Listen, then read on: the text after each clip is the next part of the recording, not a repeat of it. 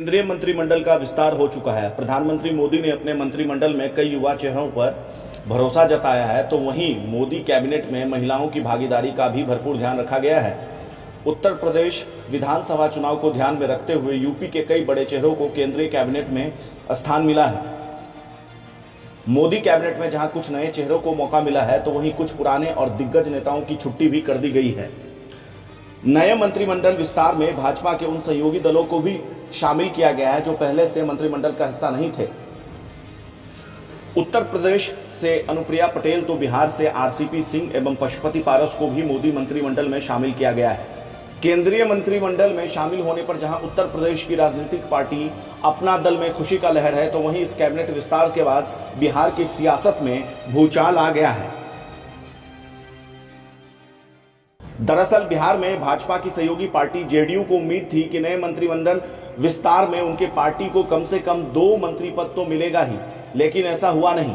केंद्रीय कैबिनेट में सिर्फ जेडीयू के राष्ट्रीय अध्यक्ष आरसीपी सिंह को शामिल किया गया, जिसके बाद से लगातार यह खबर निकलकर सामने आ रही है कि इस मंत्रिमंडल विस्तार से बिहार के मुख्यमंत्री और जेडीयू के पूर्व राष्ट्रीय अध्यक्ष नीतीश कुमार काफी नाखुश हैं। नीतीश कुमार की नाराजगी का आलम यह है कि उन्होंने किसी भी नेता को मंत्री पद की शपथ लेने के लिए शुभकामना तक नहीं दिया।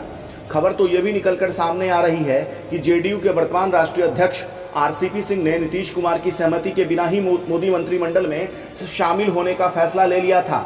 इसके साथ ही जेडीयू नेता ललन सिंह का केंद्रीय मंत्री नहीं बनने का दर्द किसी से छुपा नहीं हुआ है।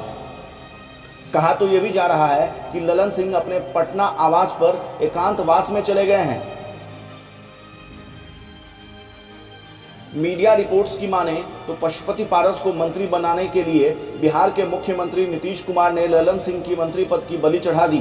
इस तमाम राजनीतिक घटनाक्रम के बाद एक सवाल तो निश्चित तौर पर बनता है कि क्या अब जनता दल यूनाइटेड में मुख्यमंत्री नीतीश कुमार की नहीं चलती है क्या? आरसीपी सिंह ने सब कुछ अपने मनमर्जी से किया है, और क्या आने वाले समय में जेडीयू के अंदर कोई बड़ा राजनीतिक फेरबदल हो सकता है? क्योंकि लगातार ये खबर निकलकर सामने आ रही है कि उपेंद्र कुशवाहा जल्द पार्टी के राष्ट्रीय अध्यक्ष बनाए जा सकते हैं। खैर, ये तो रहा जेडीयू का अंदरूनी मामला। सजा तो उन भाजपा नेताओं को भी दी गई है जो बिहार के मुख्यमंत्री नीतीश कुमार के करीबी माने जाते हैं। यह सभी को पता है कि किस तरीके से बिहार के पूर्व उप मुख्यमंत्री सुशील कुमार मोदी को बिहार विधानसभा चुनाव परिणाम के बाद पटना से दिल्ली बुलाया गया।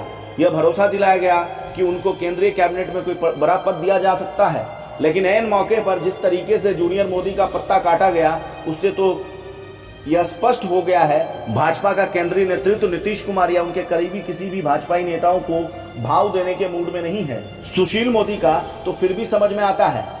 सजा तो रविशंकर बाबू को भी दिया गया। बिहार की सियासत में कहा जाता है कि वो भी नीतीश कुमार के काफी चहेते हैं।